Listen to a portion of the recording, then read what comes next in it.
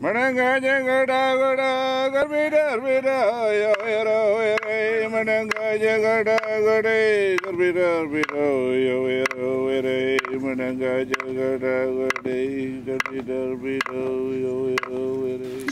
Hi, my name is Wallace.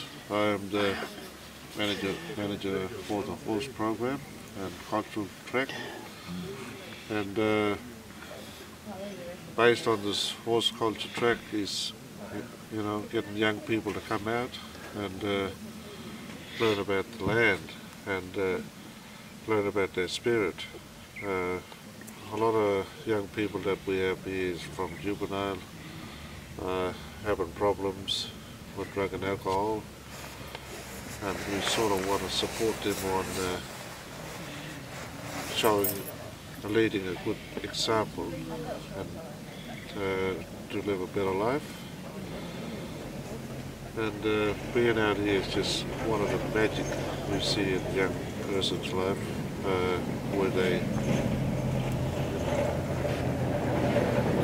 you know, connect to the land and feel better,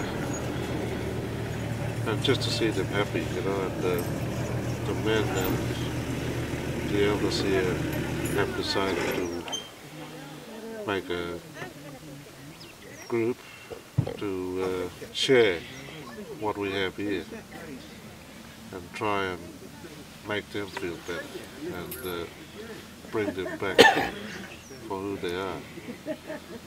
And so no matter where we get students from, you know, mixed culture, it's good to get them together and doing stuff and being and learning about each other, learning about their land from each other. That's the whole idea, and it's just basically teaching them to respect themselves in a better way. And this is my uncle. He's been doing it for the first time this week. He's sharing more about the land and stories. Uncle Peter Wallace, his nickname's Coco. Hello again, Peter Wallace. I'm happy to be out here with the group out at Santa Teresa, because I really like to encourage the young kids for their culture, tell them a story about the land, who they belong to, what the country means. Even for the young Aboriginal kids and for the other kids as well, from interstate or each and every which way they come from. They have to share the knowledge of what we've been through as young kids, to learn the culture, the country, the dreaming, and for the things around here, things what they see. Because I'm really happy and glad to do all these sort of things. And I was pretty happy. I was out here amongst the groups out at Santa Teresa, out in the bush. And I do a lot of these talking in Alice Springs, but you have to get out country, to show them the country, tell them what it is and who it's belonged to, and how we should keep all this for our culture, for the next younger generations. Yes. They have to know whose country it is, because even though we're one family, we exactly got to know who owns the land, who owns the country. That comes again next time when I'm out here at Santa Teresa. I have to talk to the young men and women. You have to get back to your father's father, that's your grandfather, not your mother's father. But that's how your kurunga, you know, that's how the law goes. That's how the law went in the old days. But non-Indigenous young people, I'll explain it to them as well, in English. When they pulled up in this little bus, you know, and one of them jumped out the band, flexing their muscles, having the order, and so I asked, well, but these are the emperors that's tough in Armadale, New South Wales. Yeah, they're supposed to be tough lads. Oh yeah, well I said to the men then, alright, let's show them what tough is. So we went on a longer journey ride, that day. So it was most probably about 10 to 15 k's or 20, to the next campsite.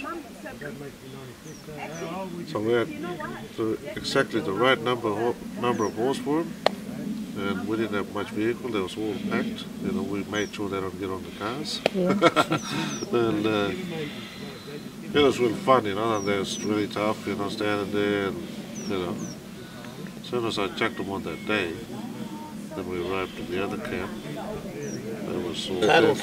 And then from there, we made a circle, sat down, had a cup of tea, dinner together. And I asked them, how you feeling, boys? Oh, a bit sore. And, well, you're supposed to be tough young fellas. You don't look that tough to me. Yeah. Tough is tough, being here is tough, especially when you're working on horses. So I got them up real early the next day, about, 6 o'clock, 5 o'clock I was playing the music, getting them out of bed, having their breakfast, and 6 o'clock we was on the horse, taking off. And then I said to the fellas again, take them on another longer ride. And I went back, I dropped the stuff off at the next camp, and I went back on the troopy, empty car. And seeing one of them crying on top of the horse, they couldn't take the pain anymore, So I got him up, had a talk with him.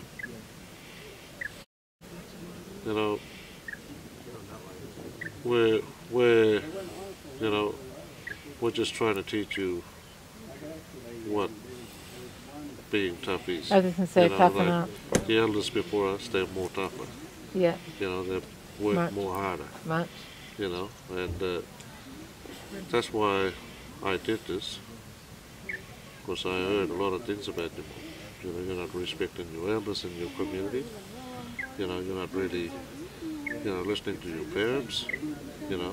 You're tough doing all this stuff, doing drugs, stealing cars, and being cheeky.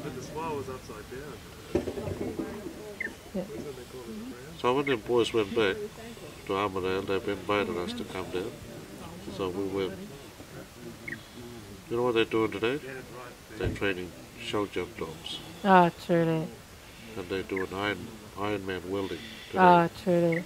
And they even have horses. They have three horses in their stable they're looking after. And their parents are really amazed when they, transformation. Yeah, for the transformation of the young 9 boys. And they've all been there. They bring their parents around to welcome us, and set up a barbecue for us and everything. Fantastic.